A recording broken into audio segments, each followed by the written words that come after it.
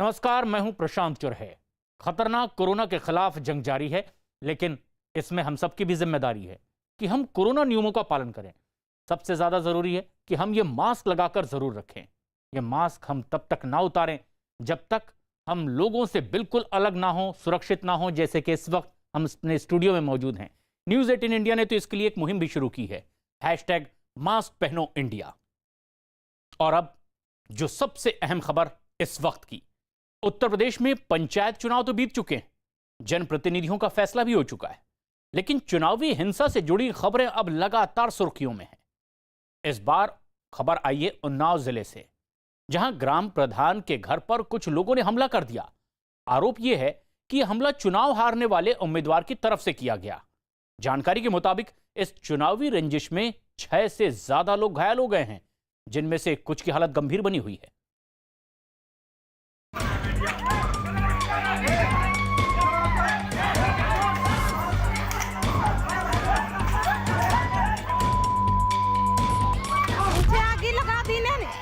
पीछे आगे लगा दी ना, आगे लगा दी, आगे यहाँ चढ़ के मारने आगे लगा दी है हमारे घर पे। जंग के मैदान में तब्दील हुआ उन्नाव।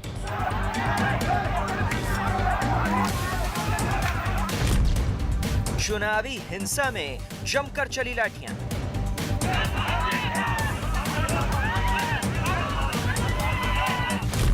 प्रधान के घर पर दबंगों का हमला। चुनाव में उन्होंने हारे तो मारा।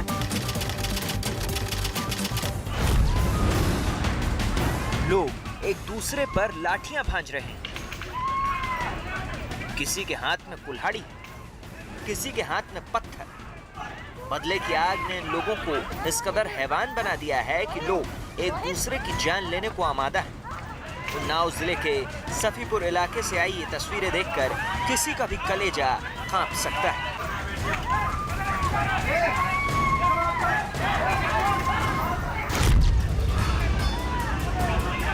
मारपीट की इन भयावह तस्वीरों में न महिलाएं पीछे हैं और न पुरुष।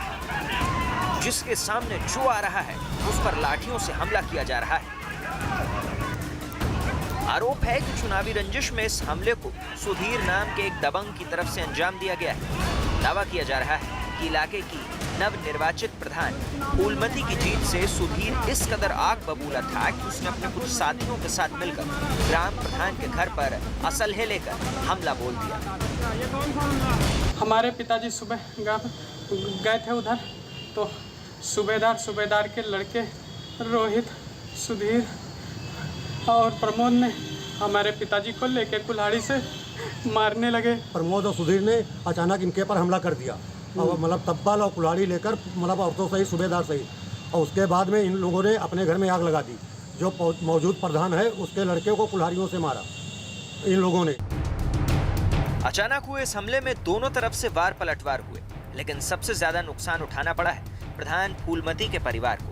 रोंगटे खड़े कर देने वाली इस जंग में प्रधान के बेटे समेत 6 से ज्यादा लोगों के घायल होने की खबर है, जिनमें से 3 की हालत गंभीर बनी हुई है। गंभीर रूप से घायलों को जिला अस्पताल रेफर कर दिया गया है। चुनाव में उन्होंने हारे तो मारा है। अच्छा, जीता को है? जीते हम है, हमारी माता फूलमती ने जीती। काहे से मारा है भैया? तब्बलों से मारा। अच्छा, तब्बलों लट्ठों से मारा दाब के। अच्छा। जानकारी के मुताबिक आरोपी सुधीर को पंचायत चुनाव के दौरान फूलमती के हाथों करारी शिकस्त मिली थी। चुनाव में मिली इस हार के बाद से ही सुधीर तिलमिलाया हुआ था। मौका देखकर हमलावर नवनिर्वाचित प्रधान फूलमती के घर जा पहुंचा और फूलमती का परिवार और समर्थकों को दौड़ा कर पीटा गया। इस दौरान जिसके हाथ जो लगा उससे एक दूसरे पर हमला किया गया। ईंट, पत्थर और लाठियों के अलावा इस वारदात में कुल्हाड़ी का भी इस्तेमाल किया गया, जिसका नतीजा ये हुआ कि कई लोग इस हमले में गंभीर रूप से घायल हो गए। मारपीट की सूचना पर पुलिस मौके पर पहुंची। मौके पर शांति व्यवस्था कायम करते हुए दोनों पक्षों को अपने साथ थाना स्थानीय लेकर आई। घायलों को उपचार हेतु अस्पताल भिजवाया गया। साथ ही प्राप्त तहरीर के आधार पर सुसंगत धाराओं में अभियोग पंजीकृत कर आवश्यक वैधानिक कार्रवाई की जा रही।